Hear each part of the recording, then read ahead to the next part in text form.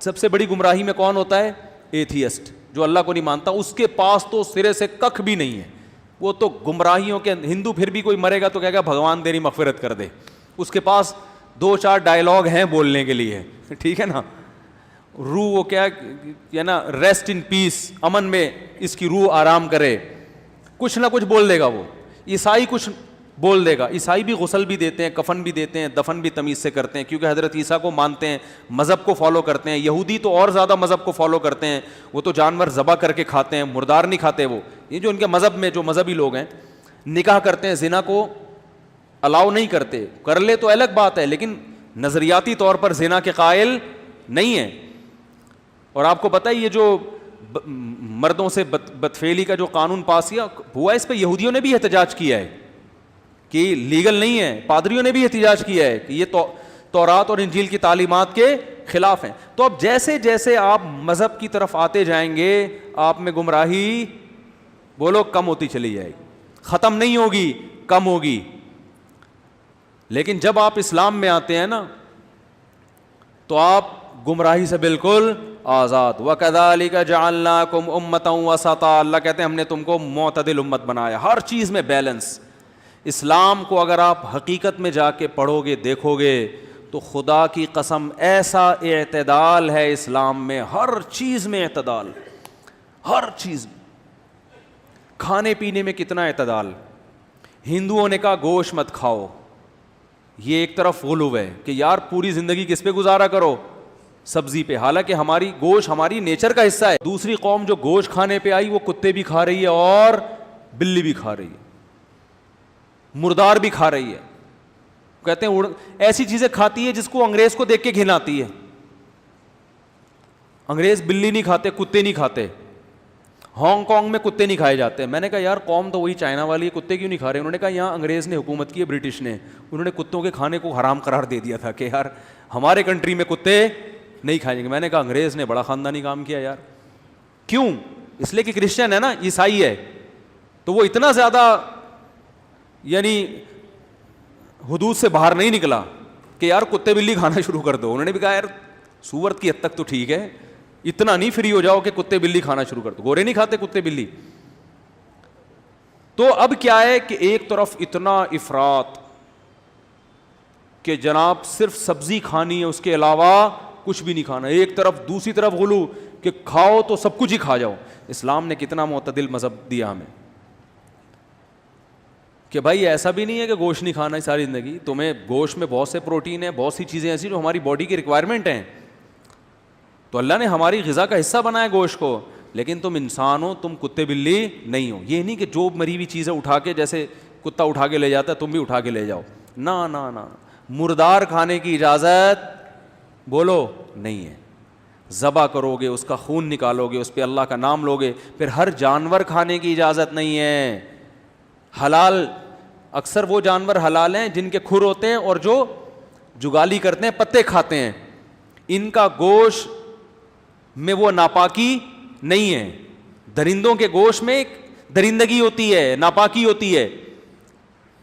ہر چیز medical science نہیں بتائے گی آپ کو. میڈیکل سائنس وہی بتائے گی پروٹین کتنے ہیں. طہارت, پاکی, ناپاکی, یہ میڈیکل سائنس کا شعبہ نہیں ہے. ایتھیس ہر چیز کو میڈیکل سائنس سے دیکھ رہا ہوتا ہے, کہے کہ اس خنزیر میں کیا ہے, خنزیر میں تو اتنے پروٹین ہوتے ہیں, بس وہ اس حوالے سے دیکھ رہا ہوگا.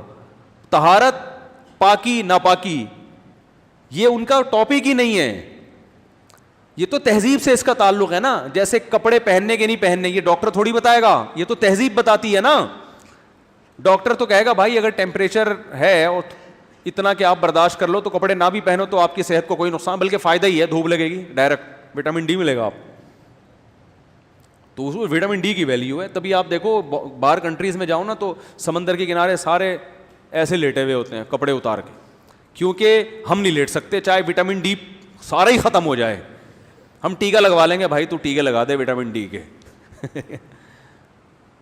ہم پبلک کے سامنے ایسے کیسے, اس لیے کہ سب کچھ وٹامن ڈی تھوڑی ہے بھائی, وہ ہمیں کپڑوں میں ہی حاصل ہو جاتا ہے. کہتے ہیں سب کچھ وٹامن ڈی تھوڑی ہے. تہذیب بھی کوئی چیز ہے یار, کسی کے سامنے ایسے لیٹ جاؤ.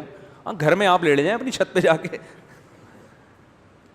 اکیلے ہو, پبلک کے سامنے تھوڑی ایسے لیٹے گا آدمی. ستر کا چھپانا کیا اسلام میں فرض ہے. تو اب کیا ہے کہ اسلام نے بیلنس, بس میں بات کو ختم کر رہا ہوں, اعتدال دیا, کھانے پینے میں اعتدال.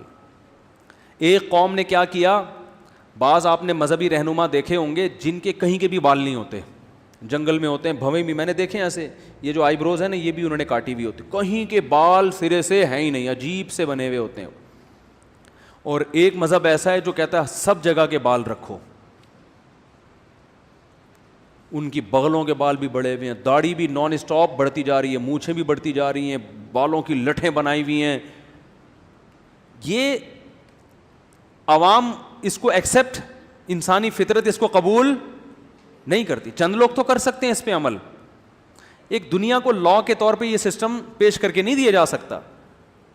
اسلام نے کتنا اچھا حکم دیا, بھائی کچھ بال تو ایسے ہیں جو تم نے بڑھانے ہیں, مرد اور عورت میں فرق ہے داڑھی کے بالوں میں, وہ بڑھانے, ہاں ایک وقت کے بعد جا کے اس کو کاٹ سکتے ہو. مونچھوں کے بارے میں اسلام نے حکم دیا کم کرنی ہے, سر کے بالوں کے بارے میں عورت کو حکم دیا بڑھانے ہیں, مرد کو حکم دیا تمہیں اجازت ہے, ٹرنڈ تم پہ اچھی لگتی ہے تو ٹرنڈ کرا لو, بال رکھنا چاہو تو بال رکھ لو, اجازت ہے تمہیں.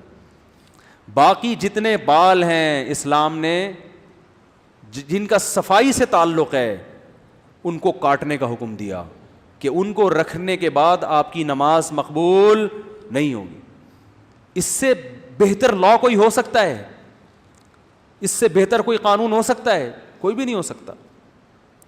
کچھ مذہبوں میں ایسا ہے نہاتے نہیں ہیں, اسلام نے نہانے کا حکم دیا. تو ہر چیز میں یہ جو ہر مرد کے اندر ایک خواہش نفس ہوتی ہے, ہر عورت کے اندر بھی ہوتی ہے. کچھ لوگوں نے کیا کیا, عیسائیوں کے پادریوں نے, کہ یہ خواہش پوری ہونی نہیں چاہیے, تبھی ان کے پادری بہت سے میرڈ لائف ان میرڈ زندگی گزارتے تھے جنگلوں میں ادھر ادھر, اس کے بڑے سائیڈ افیکٹ بھی ہوئے ہیں. تو وہ کہہ رہے ہیں کہ نہیں گزارنی نہیں ہے, اور کچھ نے اتنی چھوٹ دے دی کہ 10 گرل فرینڈ ہیں ان کی. اسلام نے مرد اور عورت دونوں کی نیچر کو دیکھا ہے کہ بھائی دونوں کو ایک دوسرے کے لیے بنایا ہے, لہذا ایک دوسرے سے دور رہنے کا تو سوال پیدا ہوتا ہی نہیں ہے. لیکن گدھے گھوڑوں کی طرح نہیں بھائی, ایک کانٹیکٹ ہونا چاہیے شادی کا. اور چونکہ مرد میں خواہش زیادہ ہے اس کو زیادہ بیوی رکھنے کی اجازت دی, عورت میں خواہش کم ہے اس کو ایک سے زیادہ مرد رکھنے کی اجازت نہیں دی. یہ بھی نیچر کے عین مطابق ہے. یورپ میں ایک بیوی کا قانون ہے, لیکن خود وہ لوگ کہتے ہیں, ان کی کتابوں کے میں نے حوالے پیش کیے ہیں, کہ یہ قانون جھوٹ اور دھوکے پر مبنی ہے. مرد کی بیوی ایک ہوتی ہے اور ادھر ناجائز تعلقات اس نے بہت رکھے ہوئے, الا ماشاء اللہ چند لوگوں کے علاوہ. تو ہر چیز میں کیا ہے, بولو بھائی, بیلنس ہے, ہر چیز میں اعتدال ہے.